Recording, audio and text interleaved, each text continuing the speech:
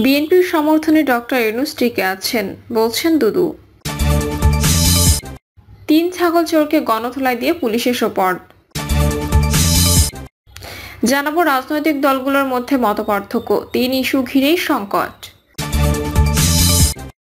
এবং সর্বশেষ জানাবো রোহিঙ্গাদের আলাদা রাজ্যের প্রস্তাব প্রত্যাখ্যান মিয়ানমারের। শুনছিলেন সংবাদ শিরোনাম, এবারে বিস্তারিত। বিএনপির সমর্থনে ডক্টর ইউনূস টিকে আছেন, বলছেন দুদু। বিএনপির সমর্থনের কারণে ডক্টর মোহাম্মদ ইউনূস টিকে আছেন বলে মন্তব্য করেছেন দলটির ভাইস চেয়ারম্যান শামসুজ্জামান দুদু। তিনি বলেন, বাংলাদেশে গণতন্ত্র পুনঃপ্রতিষ্ঠার জন্য আমরা যাকে সমর্থন দিচ্ছি তিনি হচ্ছেন মোহাম্মদ ইউনূস। তিনি শক্তভাবে দাঁড়িয়ে আছেন। বিএনপির সমর্থনের কারণে বিএনপির সমর্থন প্রত্যাহার করলে তারপর কি হবে তিনি কিন্তু তা বুঝতে পারছেন না বা তাকে বুঝতে দেওয়া হচ্ছে না। শামসুজ্জামান দুদু বলেন, দেশে গণতন্ত্র উত্তরণের জন্য আমরা তাকে সমর্থন করি। যেন দেশে একটি সুষ্ঠু নির্বাচন হয়, সেই নির্বাচনের মধ্য দিয়ে দেশে পূর্ণ গণতন্ত্র প্রতিষ্ঠা হয়।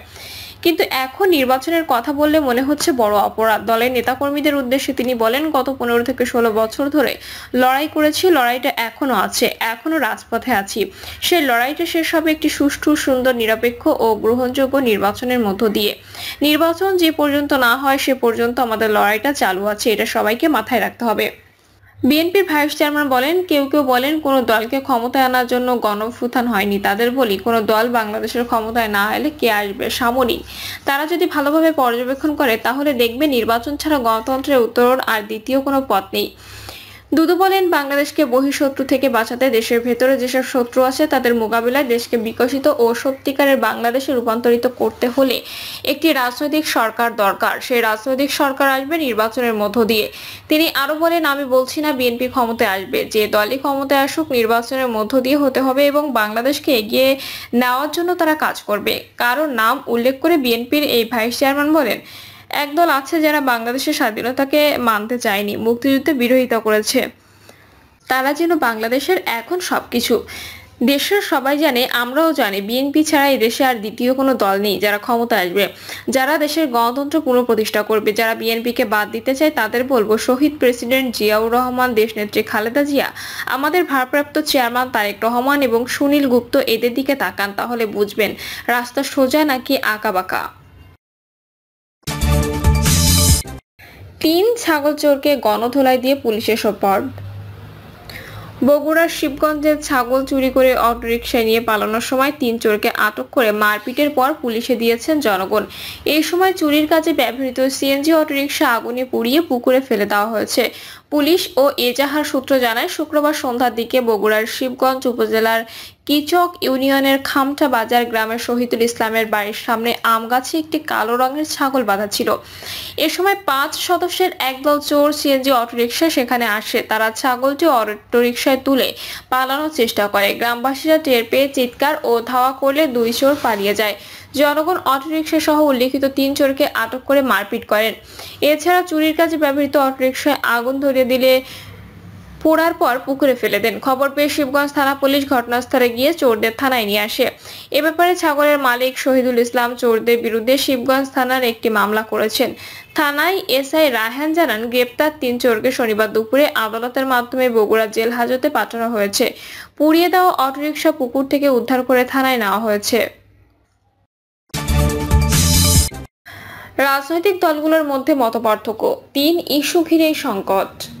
নির্বাচন সংস্কার এবং গণহত্যা, ফ্যাসিবাদে জড়িতদের বিচার ও আওয়ামী লীগ নিষিদ্ধ, এই 3 ইস্যুতে বিএনপি, জামায়াতে ইসলামী ও এনসিপি সহ রাজনৈতিক দলগুলোর মধ্যে দেখা দিয়েছে মতপার্থক্য, যার কারণে তৈরি হচ্ছে নানা সংকট। মতৈক্য সৃষ্টির লক্ষ্যে রাজনৈতিক দলগুলো ধারাবাহিক বৈঠক করলেও কার্যত ফলাফল একরকম শূন্য। পাশাপাশি সরকারের পক্ষ থেকেও ঐক্যমত্যে পৌঁছতে দলগুলোর সঙ্গে আলোচনা চলছে।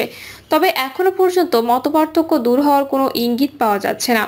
রাজনৈতিক বিশ্লেষকরা মনে করছেন, বড় দলগুলো যখন একে অপরের বিপরীত অবস্থান নিচ্ছে তখন ঐক্যমত্য হওয়া বেশ কঠিন।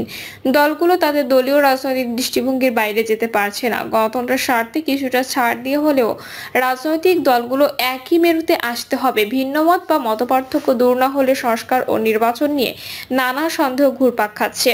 অপরদিকে গণহত্যার বিচার ও আওয়ামী লীগকে নিষিদ্ধ করার প্রশ্নে রাজনৈতিক দলগুলোর নিজস্ব অবস্থান থাকবে, এটাই স্বাভাবিক।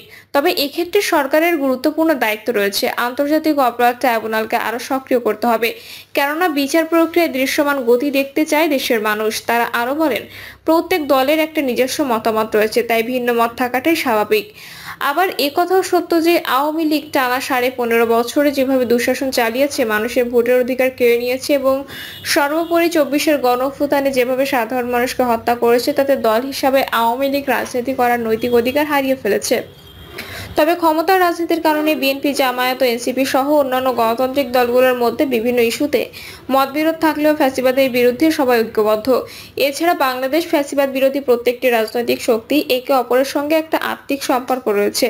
সঙ্গত কারণে দেশ ও গণতন্ত্রের স্বার্থে দ্রুতই সবকিছু সমাধান হবে বলেও আশাবাদী হতে চান রাজনৈতিক বিশ্লেষকরা।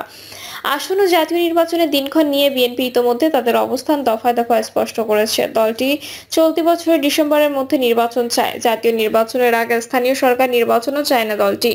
আবার জাতীয় নির্বাচনে বিদ্যমান পদ্ধতির পক্ষে বিএনপি, অপরদিকে জামায়াতে ইসলামী বলছে জাতীয় নির্বাচনের উপযুক্ত সময় আগামী বছরের ফেব্রুয়ারি এপ্রিল আর পার হওয়া উচিত নয়। তবে দলটি জাতীয় নির্বাচনের আগে স্থানীয় সরকার নির্বাচন চায়। আবার নির্বাচনের সংখ্যা বা আনুপাতিক প্রতিনিধিত্ব পদ্ধতির পক্ষে জামায়াত। অন্যদিকে বিচার ও বেশ কিছু মৌখিক বিষয়ে সংস্কারের আগে জাতীয় নির্বাচনের পক্ষে নয় জাতীয় নাগরিক পার্টি। দলটি আগে স্থানীয় সরকার ও গণপরিষদ নির্বাচন চায়, আনুপাতিক প্রতিনিধিত্বের পক্ষেও এনসিপি।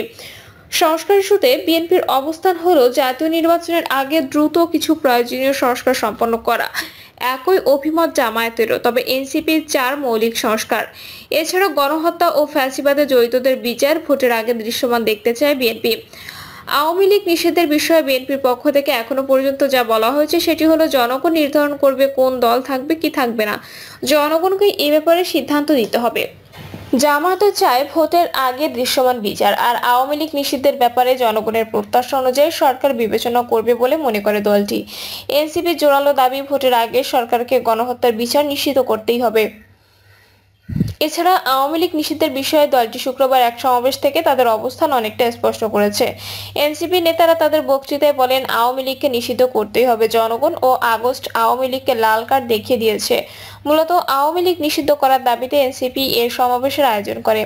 সৃষ্ট সংকটের এই 3টি ইস্যু নিয়ে জানতে চাইলে বিএনপির মহাসচিব মির্জা ফখরুল ইসলাম আলমগীর বলেন, বিএনপির অবস্থান খুব পরিষ্কার। আমরা জাতীয় সংসদ নির্বাচন খুব দ্রুত চাই, সংস্কারও চাই। খুব স্পষ্ট করে বলেছি যে সংস্কারগুলোর বিষয়ে সব দল ঐক্যমত্য হবে। আমরা সেগুলো চার্টারে স্বাক্ষর করতে রাজি আছি, যার উপর ভিত্তি করে নির্বাচনের দিকে চলে যেতে পারি। বাকি সংস্কারগুলো নিয়ে নির্বাচিত সরকার সংসদে কথা বলবে। গণহত্যার বিচার ও আওয়ামী লীগকে নিষিদ্ধের বিষয়ে তিনি বলেন, বিএনপি গত 15 বছরে শেখ হাসিনার শাসনামলে সংঘটিত মানবাধিকার লঙ্ঘনের অভিযোগে আন্তর্জাতিক অপরাধ ট্রাইব্যুনালে মামলা দায়ের করেছে। যারা দেশের মানুষকে হত্যা করেছে তাদের বিচার অবশ্যই হতে হবে। তবে আমরা এই কথা বলে আসছি যে কোনো পার্টি নিষিদ্ধ হবে, কোন পার্টি কাজ করবে, কোন পার্টি কাজ করবে না, সেসব বিষয়ে জনগণ সিদ্ধান্ত নেবে। জনগণের কাছ থেকে সিদ্ধান্ত আসতে হবে। জামায়াতের আমির ডক্টর শফিকুর রহমান দলের জেলা আমির সম্মেলনের এই বিষয়ে বলেন, জাতীয় নির্বাচনের জন্য আমরা 2টি সময়কে উপযুক্ত মনে করি।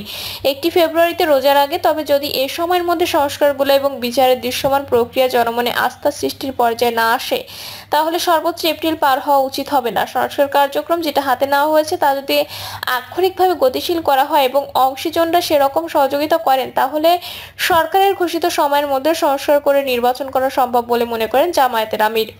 আওয়ামী লীগ নিষিদ্ধের ব্যাপারে জামায়াতের সেক্রেটারি জেনারেল অধ্যাপক মিয়া গোলাম পরোয়ার সম্প্রতি দেওয়া এক সাক্ষাৎকারে বলেন, এটা আমরা আগেই বলেছি, নিষিদ্ধ করার কাজ তো সরকারের। জনগণের প্রত্যাশা যেটা, সেটা সরকারকে বিবেচনায় নিতে হবে।